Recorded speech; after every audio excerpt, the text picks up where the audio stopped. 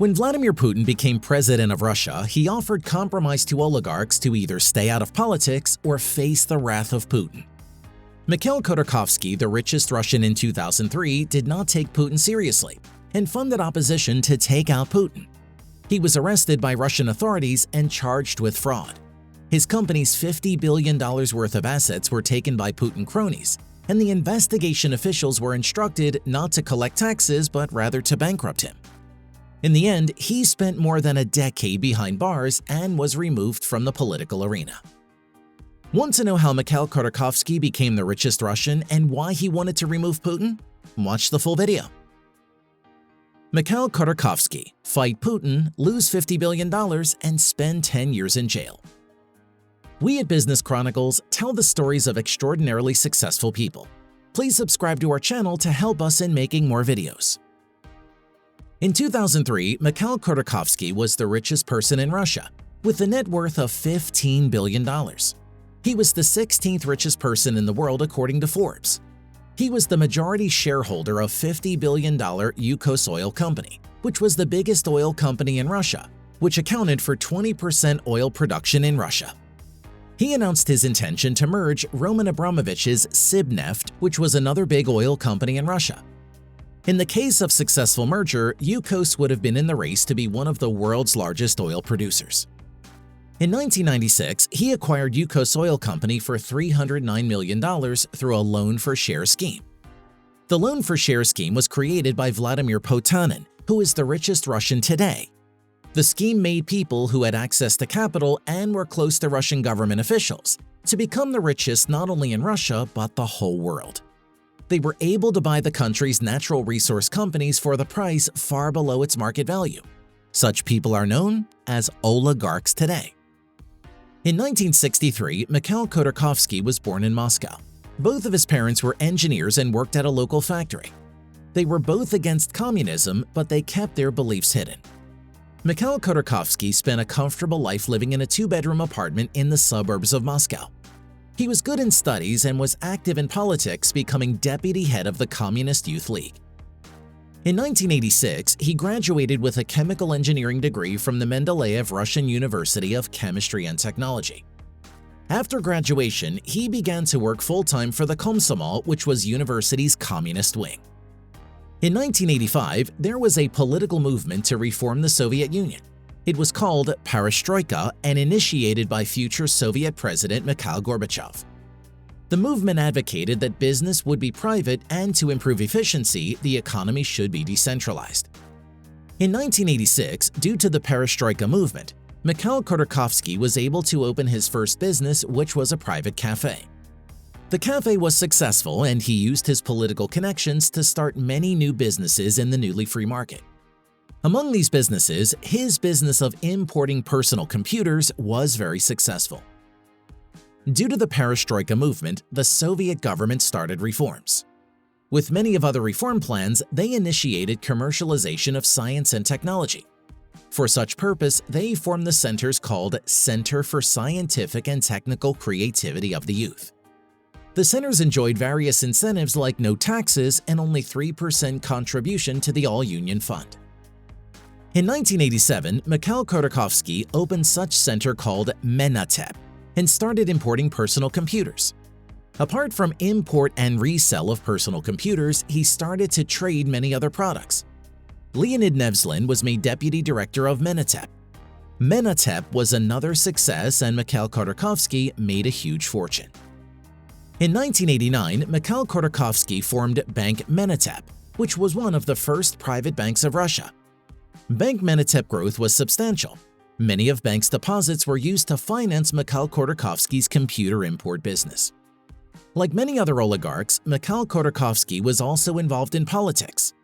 In 1992, he was appointed as economic advisor to the president Boris Yeltsin. In 1993, he was promoted to Deputy Minister of Fuel and Energy of Russia. In 1995, Vladimir Putin presented the idea of the Loan for Shares program to the government. The ideas were simple. Russian banks give loans to the government, solving the government budget crisis, and in return, they get stakes in state-owned companies as collateral. The government was not expected to return the loan, and within fees upon default, the bank keeps the collateral. In 1996, the auction of state-owned oil company Yukos Oil Company was organized by Bank Menatep. The auctions were rigged, and Khodorkovsky used the loans for shares program to acquire 78% stake in Yukos Oil Company, $309 million. Khodorkovsky became the CEO of the company, and under his management, the company became one of the world's largest non-state oil companies. In 2003, Mikhail Khodorkovsky, to compete with Western petroleum companies, tried to acquire some big oil companies. For this purpose, he started negotiations with Sibneft, which was the fourth largest private oil producer in the world. He tried to merge Sibneft with Yukos. Sibneft was controlled by Roman Abramovich. After some negotiations, Roman subsequently agreed to the merger. He proposed major American oil companies ExxonMobil and Chevron Texaco to buy a significant stake in the merged company. After the merger, Yukos would have become the world's second largest company by oil and gas reserves and fourth largest oil producer in the world. The merger was stopped by Sibneft board, as within months, Khodorkovsky was arrested and was put in jail for around a decade. Mikhail Khodorkovsky criticized openly on Putin's government. He refers as managed democracy. He once said, "It is the Singapore model. It is a term that people understand in Russia these days. It means that theoretically you have a free press, but in practice there is self-censorship. Theoretically you have courts, in practice the courts adopt decisions dictated from above. Theoretically there are civil rights enshrined in the Constitution. In practice you are not able to exercise some of these rights." In 2003, just before Sibneft Merger, Khodorkovsky openly criticized Putin in front of his face. The whole matter was broadcasted on TV. He said that many of the government officials were involved in taking millions in bribes. During the election year, it was believed that the main battle was between Putin and Mikhail Khodorkovsky. He funded Putin's opposition parties, the Union of Right Forces, and another party, Yabloko. During a business trip, Mikhail Khodorkovsky was taken from his private jet by masked agents with black dress from the Federal Security Service. They, with guns, kicked down the jet doors while shouting, "Don't try to defend yourselves or we'll shoot." He was flown to Moscow and arrested on the grounds of tax evasion, fraud, and money laundering. In 2004, he was charged with $27 billion tax evasion. Mikhail Khodorkovsky denied the claims and implied that his arrest and charges are politically motivated. Assets of Yukos were seized and they were transferred to Gazprom and Rosneft. The government was instructed not to collect taxes, but rather to bankrupt Yukos. In 2006, Yukos filed for bankruptcy and the company was liquidated. Mikhail Khodorkovsky spent more than a decade behind bars, and he will never be able to see a penny of his $50 billion company that was destroyed by Putin. Putin here achieved two goals. First, he removed political threat, which was Mikhail Khodorkovsky. Second, he sent a message to the other oligarchs to stay away from politics.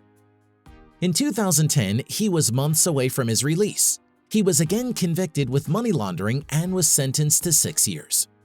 In 2013, before the Sochi Olympics, Khodorkovsky was pardoned by President Putin on the promise that he will never participate in politics. Mikhail Khodorkovsky was a blunt man. He was bad at hiding his feelings and was very open. Putin, in contrast, never shows his feelings. He is very calculative on his words. Mikhail Khodorkovsky and Putin both underestimated each other. Yukos' merger with Sibneft would have made Khodorkovsky the most powerful man in Russia, which forced Putin to remove Khodorkovsky from political arena. Khodorkovsky's story is about his rise to become the richest Russian, and his fall when he lost all his fortune due to being too aggressive. Thank you for watching. Don't forget to subscribe to our channel to watch more videos like this.